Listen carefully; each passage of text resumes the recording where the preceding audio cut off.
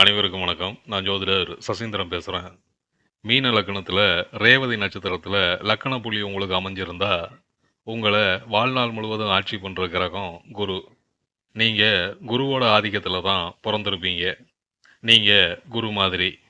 குரு எந்த பாவத்துக்கு நட்சத்திர அதிபதியா இருக்காரோ, குரு எந்த பாவத்தில அமர்ந்து இருக்காரோ, குரு எந்த பாவத்த பார்க்குறாரோ, குரு எந்த கிரகத்து கூட சேர்ந்து இருக்காரோ, இந்த மொத்த விஷயத்தையும் குரு ஆட்சி பண்ணுவாரு. இந்த குரு பலவீனமா இருந்தா, கெட்டு போயிருந்தா, எப்பவுமே உங்களால எதுவுமே செய்ய முடியாது. எத செய்தாலும் பிரச்சனைய குடுக்கும். எத சொன்னாலும் பிரச்சனைகள் வரும். எந்த செயலுமே முழுமையடையாம போயிரும். குருவோட தான் உங்க வாழ்க்கையே நகருங்கிறதால, குருவுக்கு சொல்லப்பட்டிருக்கிற தெய்வங்கள், கோயில்கள், ரத்தினங்கள், வண்ணங்கள், மந்திரங்கள் மாதிரியான பரிகார முறைகள பயன்படுத்துங்க.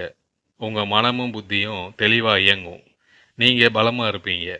லக்கணம் பலமா இருந்தா தான் மீதம் இருக்கிற 11 பாவத்தோட நன்மை தீமைகள ஏத்துக்கவும், எதிர்க்கவும் முடியும். ஒருவேளை குரு 8, 12ஆம் பாவங்களையோ, இல்ல அந்த பாவ அதிபதிகளோட நட்சத்திரத்திலயோ இருந்தா, குருவுக்குரிய எதையுமே பயன்படுத்தாதீங்க. ஒரு கிரகத்துக்குரிய விஷயங்கள பயன்படுத்துறதும் பரிகாரம் தான். பயன்படுத்தாம இருக்கிறதும் பரிகாரம் தான்.